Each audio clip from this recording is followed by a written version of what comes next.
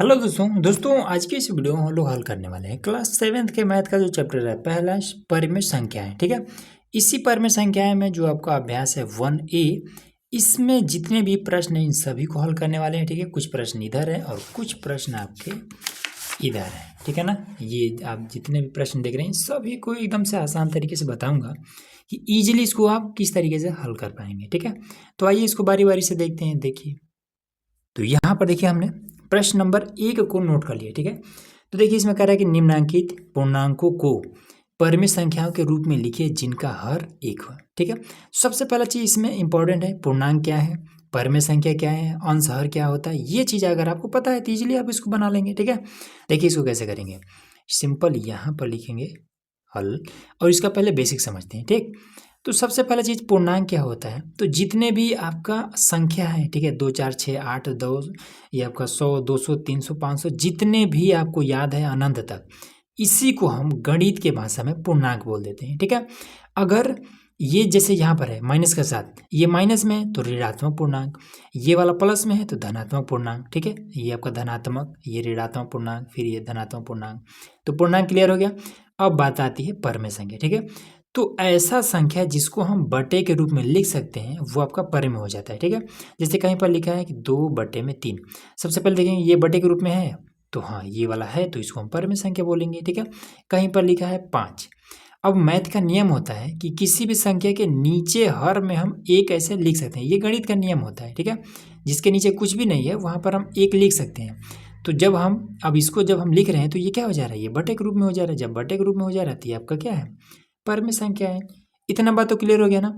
अब जब इतना बात क्लियर हो गया तो एक चीज़ और याद रखिए कि हर ऊपर वाला अंश होता है, नीचे वाला हर होता है। ठीक है, ऊपर वाला अंश नीचे वाला हर।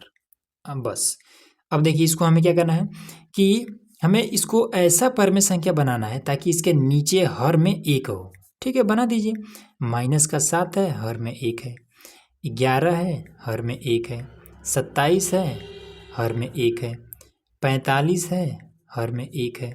71 है, हर में 1 है। और यही आपका आंसर, बस खत्म कहानी। इतना ही आपको करना है। दूसरा देखिए, चलिए यहाँ पर हमने दूसरा भी नोट कर रखा है। तो यहाँ पर क्या है, कह रहा है कि -4/5 को ऐसी परिमेय संख्या के रूप में व्यक्त कीजिए जिसका अंश है। ठीक है, अंश कितना होना चाहिए, 8 होना चाहिए, -16 होना चाहिए, 20 होना चाहिए, -24 होना चाहिए। ठीक है, ऊपर वाला अंश होता है, नीचे वाला हर होता है, ये हमने आपको बता दिया है। देखिए, तो -4 बटे में लिखिए 5। अब ऊपर वाला अंश, तो ऊपर वाले को हमें 8 बनाना है, नीचे वाला कितना है इससे मतलब नहीं है। ठीक है, तो इसमें सिंपल आपको क्या कर देना है, तो ये 8 कैसे बनेगा, तो 4 दूना 8, लेकिन हमें प्लस में 8 चाहिए तो -2 से और ये -2 से ऐसे आपको क्या करना है, गुणा कर देना है, आपका ये हो जाएगा। ठीक है, तो माइनस और माइनस हो जाएगा प्लस और 4 दूना हो जाएगा 8, यहाँ पर हो जाएगा 8, 2 × 10 तो माइनस हो जाएगा 10 और ये सिंपल आपका आ गया। ठीक, ऊपर हमें 8 चाहिए, 8 आ गया। चलिए दूसरा देखिए, फिर से इसको नोट करिए, माइनस का ये 4 बटे में लिखिए 5। अब हमें माइनस का 16 चाहिए। ठीक है, तो 4 चौका होता है 16 और माइनस में चाहिए तो 4, और जितना यहाँ पर लेंगे उतना ही हम इसके बटे में भी लेंगे। ठीक है, ताकि ज़रूरत के हिसाब से इसमें हम गुणा करें तो हमारा आंसर आ जाए, अगर ज़रूरत नहीं है तो ऊपर नीचे काट दें तो ये खत्म भी हो जाए इस तरीके से। तो 4 चौका होता है 16, तो यहाँ पर हो जाएगा -16, 4 × 5 हो जाएगा 20 और ये आपका क्लियर हो गया। अगला है 20, वो भी प्लस का, तो -4 बटे में आपका ये 5।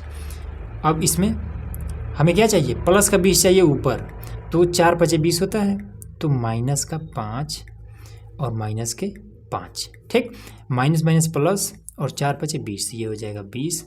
नीचे 5 × 5 = 25, तो ये हो जाएगा 25। इसमें प्लस है, इसमें माइनस है, इसमें प्लस है, तो माइनस प्लस माइनस, बस। ठीक है, ये वाला देखिए, तो -24 है तो ये -4 बटे में हो जाएगा 5, तो ये कितना हो जाएगा, 6 से माइनस में चाहिए तो 6 बटे में 6, तो 6 चौका 24, माइनस का ये हो जाएगा 24 और 6 × 5 = 30, ये हो जाएगा 30 और ये आपका आंसर, बस क्लियर हो गया। चलिए थर्ड नंबर देखिए, कह रहा है कि -5 बटे -7 को एक ऐसी परिमेय संख्या के रूप में व्यक्त कीजिए जिसका हर है। ठीक है, तो हर कौन सा है वो हमने नोट नहीं किया, तो पहले नोट कर लेते हैं। ठीक है, उसके बाद से तो चलिए यहाँ पर हमने इसको नोट कर दिया, ठीक है।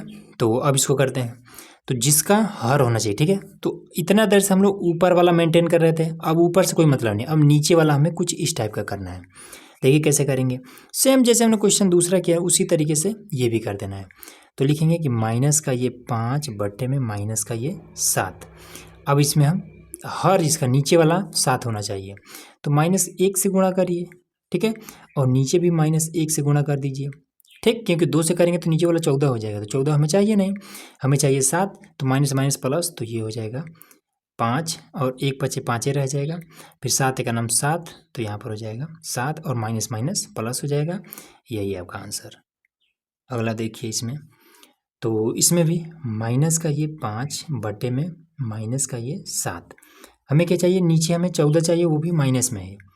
तो 2 से कर दीजिए, 2 7 14, 2 से 14, तो 2 बचे 10 हो जाएगा, माइनस का ये 10, 2 से 14 माइनस हो जाएगा 14, नीचे वाला माइनस में है, बस यही आपका आंसर हो जाएगा। अगला देखिए 21 चाहिए, तो माइनस का ये 5 बटे में माइनस का 7, अब गुणे में, तो इसमें कितना हो जाएगा, 7 तरीके की 21 होता है, और 21 क्या प्लस में चाहिए, तो माइनस का 3 ले लेंगे, तो 3 7 21 माइनस का 3, तो माइनस माइनस प्लस 5 3 15, तो ये हो जाएगा 15 और 7 तरीका 21 और माइनस माइनस प्लस, तो ये हो जाएगा 21, ठीक है, बराबर है। और अब देखिए ये माइनस का ये 5 बटे में माइनस का ये 7, तो माइनस में ही 35 चाहिए, तो ये हो जाएगा 5 और नीचे भी हो जाएगा ये 5, तो 5 बचे 25, तो ये हो जाएगा 25 और 7 बचे 35, तो ये हो जाएगा 35, और नीचे वाला क्या है, माइनस में 35 भी आ गया। बस इस तरीके से आपका ये कंप्लीट हो गया, ठीक है। अगला देखिए, चलिए अब यहाँ पर हमारा क्वेश्चन नंबर 4 कह रहा है कि निम्नांकित परमेय संख्याओं के हर को धनात्मक बनाइए, ठीक है। इसके नीचे वाला ये जो हर है इसको धनात्मक बनाना है। चलिए इसको बना देते हैं धनात्मक। तो सबसे पहले माइनस का ये 9 है बटे में माइनस का 11, ठीक। या तो आप इसको ऊपर नीचे से काट सकते हैं, ठीक है, इससे ये खत्म हो जाएगा, तो ये आपका 9 और नीचे आपका ये 11 हो गया, इस तरीके से भी हो जाएगा, ठीक है। और अब इसमें क्या करेंगे, तो इसमें देखिए ये 11 बटे में माइनस का 17 है। अब ऊपर तो है नहीं यहाँ पर माइनस, ऊपर होता तो ऐसे काट सकते थे, बट नहीं है, तो जब नहीं है तो कोई दिक्कत नहीं है, तो माइनस का आप यहाँ पर 1 और माइनस का 1 ऐसे गुणा करिए, ठीक है। मन करे तो 2 से भी गुणा कर सकते हैं, क्योंकि इसमें तो ऐसा तो दिया नहीं है कि ये नीचे वाला बदलना नहीं चाहिए, ठीक है, बदल भी जाए तो भी कोई दिक्कत नहीं है। तो यहाँ पर हो जाएगा 11 के नाम 11 और माइनस का इसके साथ प्लस के साथ, तो माइनस का 11 हो जाएगा, और माइनस माइनस प्लस 17 का नाम 17, ये आपका हो जाएगा, ठीक। हर हमें प्लस में करना है। फिर यहाँ पर देखिए माइनस का ये 4 बटे में माइनस का 19, इससे ये खत्म, तो ये हो जाएगा 4 बटे में 19, तो यहाँ पर हो जाएगा कितना 7 और माइनस का ये 13, नीचे वाला माइनस के 1 और ये माइनस का 1, तो यहाँ पर कितना हो जाएगा माइनस का ये 7 बटे में माइनस माइनस प्लस, तो 13 का नाम 13, और ये आपका सिंपल सा आंसर आ गया, ठीक, क्लियर हो गया। अगला देखिए, अब इसमें देखिए 5वां में कह रहा है कि निम्नांकित परमेय संख्याओं के अंश को धन पूर्णांक बताइए, ठीक है। अब हमें ऊपर वाले को प्लस में करना है, तो ठीक है उसी तरीके से कर देंगे। तो माइनस का ये 7 बट्टे में 13 है, तो माइनस का 1 कर लेंगे, नीचे भी माइनस का 1 कर लेंगे, तो माइनस माइनस प्लस 7 का नाम 7, तो ये हो जाएगा 7, और ये प्लस माइनस माइनस, माइनस का ये 13, ये आपका कंप्लीट।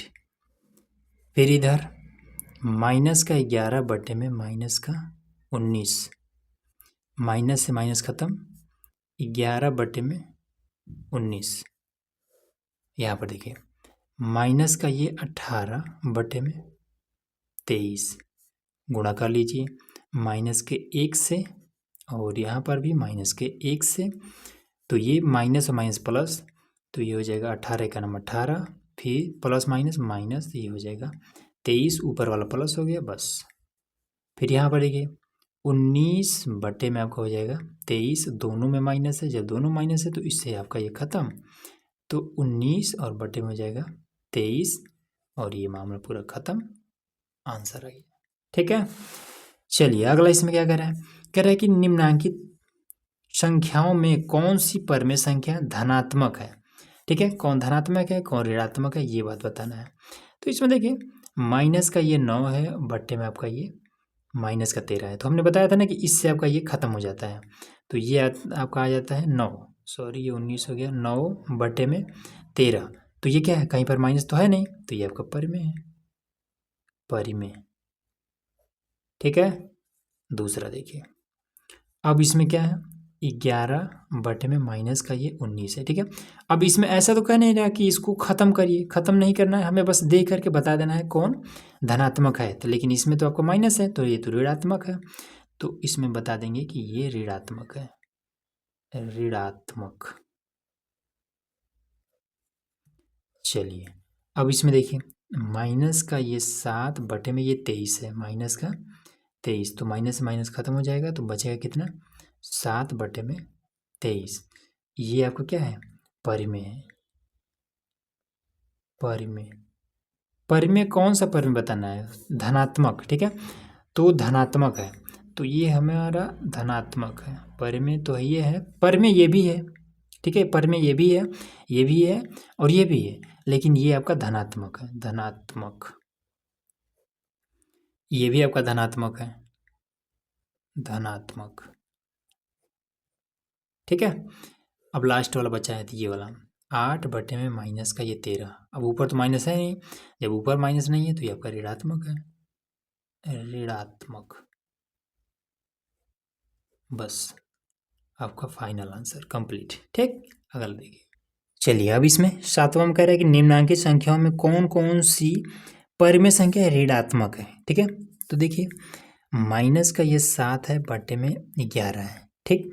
अब नीचे तो है नहीं कुछ, ये ख़त्म तो हो नहीं सकता है, तो अगर हम इसमें ख़त्म करने के लिए बोला भी नहीं है, अगर बोला होता तो हम -1 से गुणा कर देते, ठीक है, तो ये ख़त्म हो जाता, बट नहीं बोला है, तो नहीं बोला है तो ये ऋणात्मक है, ऋणात्मक, ऋणात्मक है। इसमें क्या है, माइनस का 6 बटे में माइनस का ये 13, इससे आपका ये खत्म, तो 6 बटे में 13, ये आपका हो जाएगा धनात्मक, धनात्मक। फिर इसमें 8 बटे में माइनस का ये 35 है, अब इसमें तो ख़त्म नहीं हो सकता है, तो ये आपका ऋणात्मक हो जाएगा, ऋणात्मक, ठीक है ना। चलिए अब इसमें देखिए ये भी आपका ऋणात्मक है, ऋणात्मक, क्योंकि इसका भी माइनस नहीं खत्म होगा, कंप्लीट, ठीक। चलिए अब इसमें देखिए कह रहा है कि निम्नलिखित परिमेय संख्याओं को सरलतम रूप में लिखिए। तो 9 से इसको काट देंगे, बस आपका ये सरलतम रूप में हो जाएगा, ठीक है। लेकिन बहुत लोगों को कन्फ्यूजन होगा कि भाई कैसे काटें, तो कैसे काटना है, देखिए इसको ऐसे कर लीजिए। पहले 9 को आप क्या लिख सकते हैं, 9 को हम लिख सकते हैं ये 3 गुणे 3, ऐसे लिख सकते हैं, ठीक है। 21 को क्या लिख सकते हैं, अब देखिए यहाँ पर हमने ये माइनस था, ठीक है, तो ब्रैकेट के बाहर हमने ये माइनस रख रखा है, ठीक है। ब्रैकेट के बाहर रखिए या फिर कहीं एक जगह आपको रख देना है, ठीक है। दोनों जगह अगर कर देंगे फिर गुणा में दोनों प्लस हो जाएगा, ठीक। तो किसी एक के साथ में हम माइनस कर देना है, कोनो दिक्कत नहीं होगा। फिर 21, तो 21 का कितना होता है, इसको अगर तोड़ेंगे तो 7 तरीके 21 होता है, तो 7 गुणे 3 यही होता है ना। तो इससे आपका ये खत्म हो जाएगा। अब कितना बचा, माइनस का ये 3 बचा और ये आपका 7 बचा, यही इसका हो जाएगा सरलतम रूप। क्लियर हो गया। चलिए अब इसमें अगला देखिए 18 है, ठीक है। 18 में सबसे पहले तो ऊपर नीचे ये कट जाएगा, तो अब बचा है आपका 18 और ये आपका ये 27, यही बचा है ना। 18 को हम क्या लिख सकते हैं, 18 को हम लिख सकते हैं, अगर आपको ना समझ में आए कि 18 को हम क्या लिख सकते हैं, तो ऐसे साइड में कहीं रफ में, डायरेक्ट ना बता करके हम आपको डिटेल बता दे रहे हैं, ठीक है। रफ में ऐसे कर लीजिएगा, ये काम तो आपको करना ही आता ही होगा, ठीक है। अभाज्य गुणनखंड, तो 2 9 18, फिर 3 3 का 9, फिर 3 1 9 3। अब देखिए 2 गुणे 3 गुणे 3, 18 को हम क्या लिख सकते हैं, 2 गुणे 3 लिख सकते हैं। 27 को क्या लिख सकते हैं, 27 को हम लिख सकते हैं ऐसे, 27 तो 3 से काटेंगे तो 3 9 27, फिर 3 3 का 9, फिर 3 1 9 3, तो ये हो जाएगा 3 गुणे 3 गुणे 3, इससे ये खत्म, इससे ये खत्म, तो 2 बटे में 3 और ये आपका आंसर आ जाएगा, ठीक है। सरलतम रूप हो गया।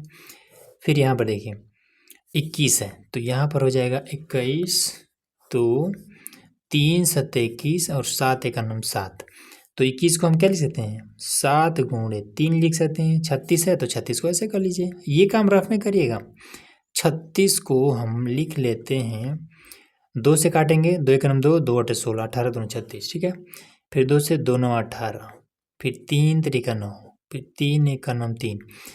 तो इसको हम लिख सकते हैं 2 गुणे 3 कितनी बार है, 1 2 3 बार, 2 बार है, 3 गुणे 3। इससे ये खत्म, तो ये हो जाएगा 7 और 3 दूना 6 दूना 12, ये हो जाएगा 12 और ये आपका सरलतम रूप हो गया, ठीक है।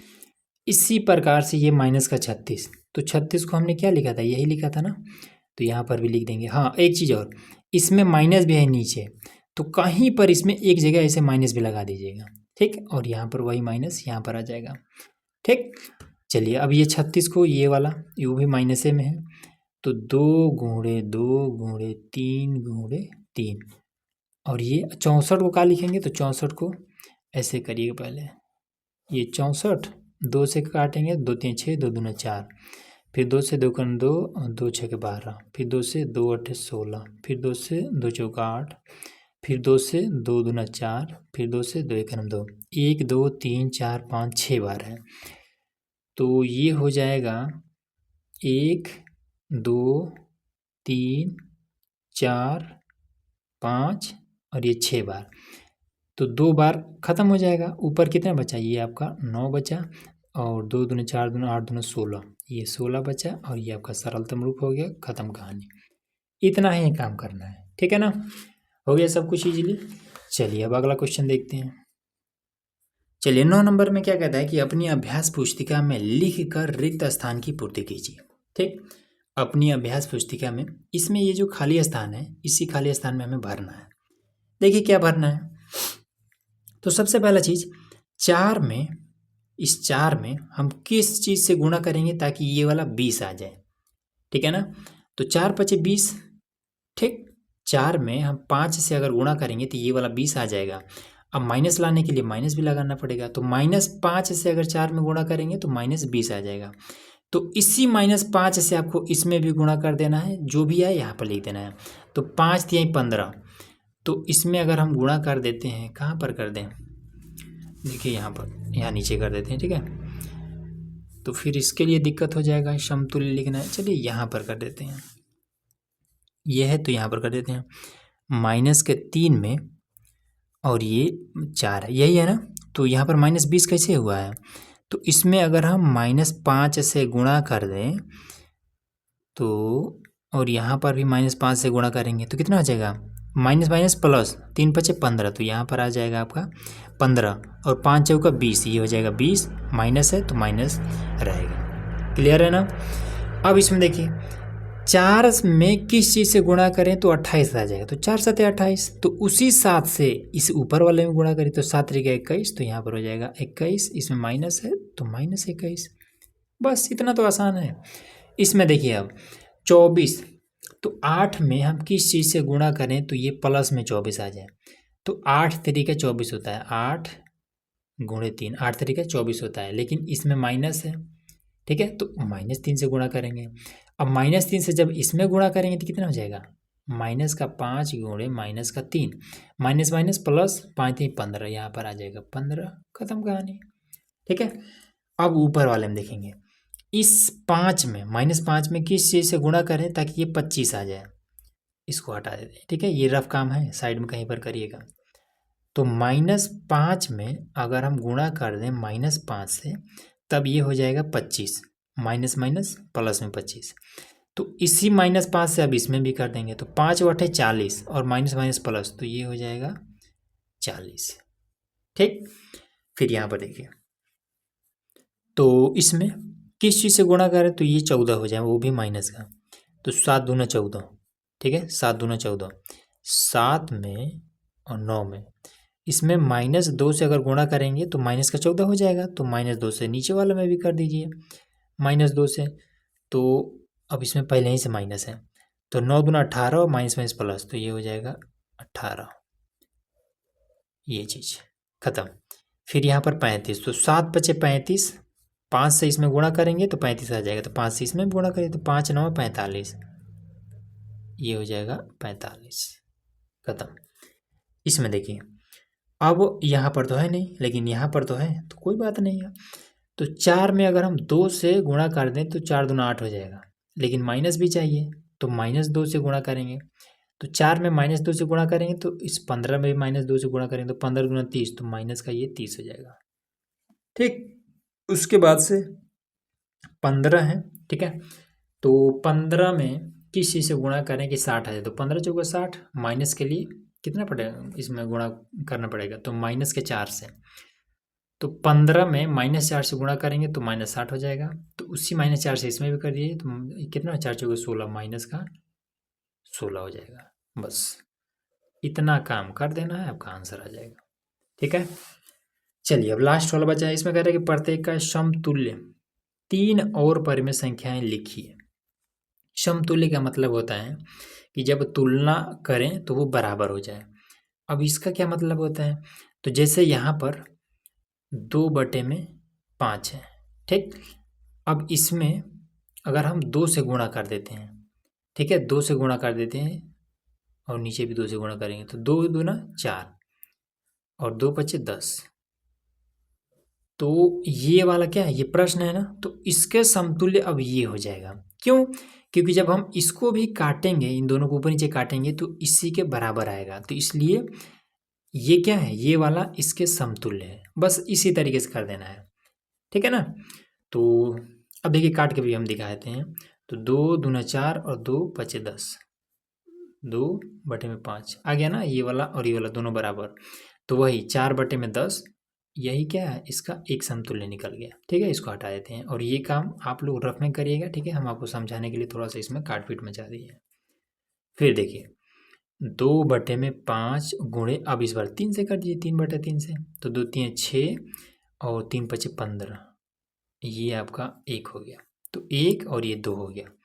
फिर 2/5 गुणे 4/, ये 4, तो 4 दूना 8, फिर 4 पचे 20, ये तीसरा आपका समतुल्य हो गया। ठीक, चलिए अब इसमें देखिए, तो 7/-11, इसमें गुणा कर लीजिए 2 से। ठीक है, क्योंकि 1 से गुणा करेंगे तो कोई अंतर ही नहीं पड़ेगा, तो इसलिए 2 से कर रहे हैं।